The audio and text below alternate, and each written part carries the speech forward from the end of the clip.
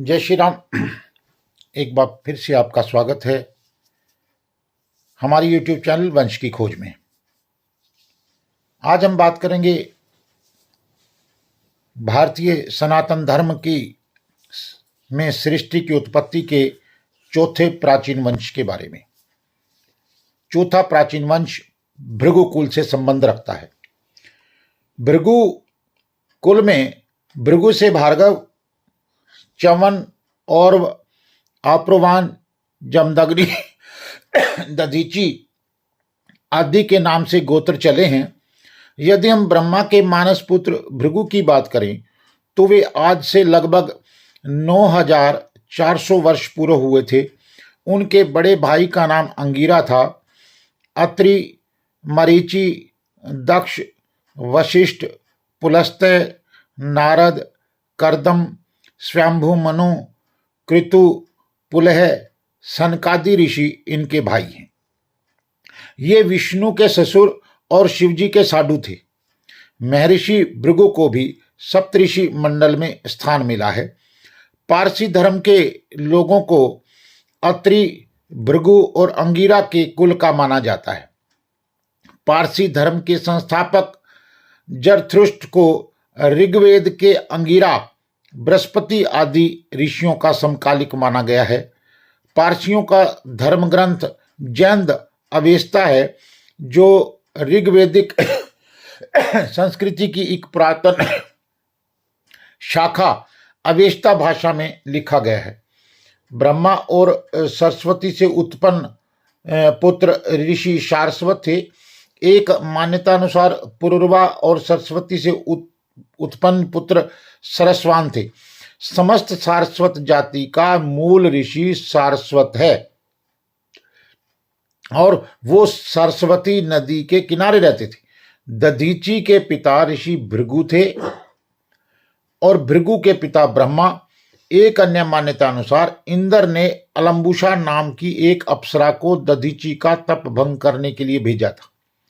दधीची उस समय देवताओं का तर्पण कर रहे थे। सुंदरी अप्सरा को देखकर उनका वीर्य स्खलित हो गया। सरस्वती नदी ने उस वीर्य को अपनी कुक्षी में धारण किया तथा एक पुत्र के रूप में जन्म दिया, जो कि सारस्वत कहलाया। मान्यता है कि अत्रि लोग ही सिंधु पार करके पारस, जो कि आज का ईरान कहा जाता है, चले गए थे, जहां उन्होंने यज्ञ का प्रचार किया। अत्रियों के कारण ही अग्नि पूजकों के धर्म पारसी धर्म का सूत्रपात हुआ।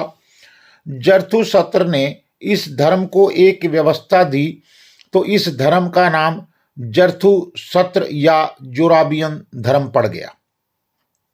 महर्षि भृगु की पहली पत्नी का नाम ख्याति था, जो उनके भाई दक्ष की कन्या थी। इसका मतलब ख्याति उनकी भतीजी थी।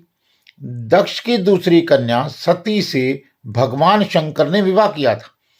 ख्याति से भृगु को 2 पुत्र दाता और विधाता मिले और एक बेटी लक्ष्मी का जन्म हुआ। लक्ष्मी का विवाह उन्होंने भगवान विष्णु से कर दिया। भृगु पुत्र धाता के आयति नाम की स्त्री से प्राण, प्राण के धोतिमान और धोतिमान के वर्तमान नामक पुत्र हुए। विधाता के नाम नीति की स्त्री से मृकंड, मृकंड के मार्कंडे और उनसे वेदश्री नाम के पुत्र हुए। पुराणों में कहा गया है कि इन्हीं से भृगु वंश आगे बढ़ा। भृगु ने ही भृगु संहिता की रचना की। उसी काल में उनके भाई स्वयंभू मनु ने मनुस्मृति की रचना की थी।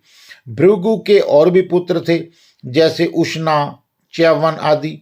ऋग्वेद में भृगुवंशी ऋषियों द्वारा रचित अनेक मंत्रों का वर्णन मिलता है, जिसमें वेन, सोमाहुति, संयुमरश्मि, भार्गव, आरवी आदि का नाम आता है। भार्गवों को अग्नि पूजक भी माना गया है। अब दासराज्य युद्ध के समय भृगु मौजूद थे। भृगु ऋषि के 3 प्रमुख पुत्र थे, उष्णा, शुक्र एवं च्यवन। इनमें से शुक्र एवं उनका परिवार दैत्यों के पक्ष में शामिल होने के कारण नष्ट हो गया। शुक्राचार्य की तो बहुत सारी कथाएं राक्षस कुल से जुड़ी हुई हैं। ठीक है, इस प्रकार च्यवन ऋषि ने भार्गव वंश की वृद्धि की। महाभारत में च्यवन ऋषि का वंश क्रम से इस प्रकार है। च्यवन की पत्नी मनु कन्या आरुषि, और औरव से ऋचिक, ऋचिक से जमदग्नि, जमदग्नि से भगवान परशुराम जी। अब भृगु ऋषि के पुत्रों में से च्यवन ऋषि एवं उसका परिवार पश्चिम हिंदुस्तान में आनर्त देश से संबंधित था। उष्णश शुक्र उत्तर भारत के मध्य भाग से संबंधित था।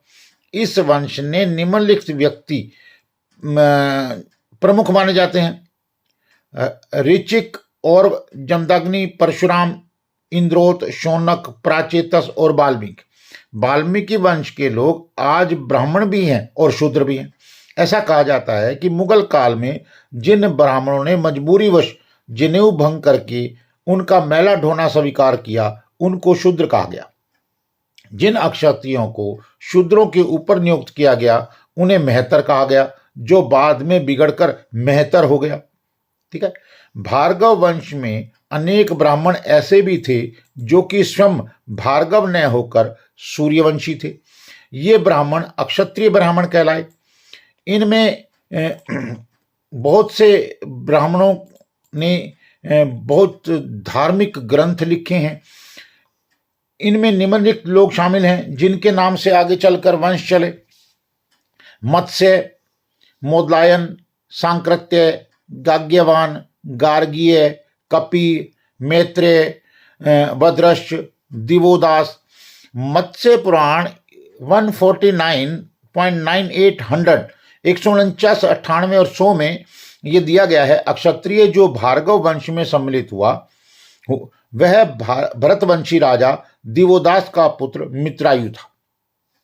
मित्रायु के वंशज मैत्रेय कहलाए और उनसे मैत्रेय गण का प्रवर्तन हुआ। भार्गवों का तीसरा अक्षत्रिय मूल का गण वेतहव्य अथवा यास्क कहलाता था। यास्क के द्वारा ही भार्गव वंश अलंकृत हुआ। दैत्यों के साथ हो रहे देवासुर संग्राम में महर्षि भृगु की पत्नी ख्याति, जो योग शक्ति संपन्न तेजस्वी महिला थी, दैत्यों की सेना के मृतक सैनिकों को जीवित कर देती थी। जिनसे नाराज होकर श्री हरि विष्णु ने शुक्राचार्य की माता व भृगु जी की पत्नी ख्याति का सिर अपने सुदर्शन चक्र से काट दिया था। अपनी पत्नी की हत्या होने की जानकारी होने पर महर्षि भृगु भगवान विष्णु को शाप देते हैं कि तुम्हें स्त्री के पेट से बार बार जन्म लेना पड़ेगा। इसके बाद महर्षि अपनी पत्नी ख्याति को अपने योग बल से जीवित कर गंगा तट पर आ जाते हैं तथा तमसा नदी का निर्माण करते हैं। धरती पर पहली बार महर्षि भृगु ने ही अग्नि का उत्पादन करना सिखाया था। हालांकि कुछ लोग इसका श्रेय अंगिरा को देते हैं। भृगु ने ही बताया था कि किस तरह अग्नि को प्रज्वलित किया जा सकता है और किस तरह हम अग्नि का उपयोग कर सकते हैं, इसलिए उन्हें अग्नि से उत्पन्न ऋषि मान लिया गया था। भृगु ने संजीवनी विद्या की भी खोज की थी। उन्होंने संजीवनी बूटी खोजी थी, अर्थात मृत प्राणी को जिंदा करने का उन्होंने ही उपाय खोजा था। परंपरागत रूप से यह विद्या उनके पुत्र शुक्राचार्य को प्राप्त हुई। भृगु की संतान होने के कारण ही उनके कुल और वंश के सभी लोगों को भार्गव कहा जाता है। यह है भार्गव गोत्र की उत्पत्ति। हिंदू सम्राट हेमचंद्र विक्रमादित्य भी भृगुवंशी ही थे। तो ये था प्राचीन वंश का, भारत का जो है प्राचीन भारत का सबसे प्राचीन वंश जो है ये चौथा वंश भृगुवंश। अगली बार हम अगले पंचम वंश के बारे में बात करेंगे। आप सभी से निवेदन, आप हमारे इस YouTube चैनल वंश की खोज को लाइक करें, सब्सक्राइब करें और शेयर करें, ताकि भारतीय संस्कृति की ये जानकारी जन जन तक पहुँचे। जय श्री राम।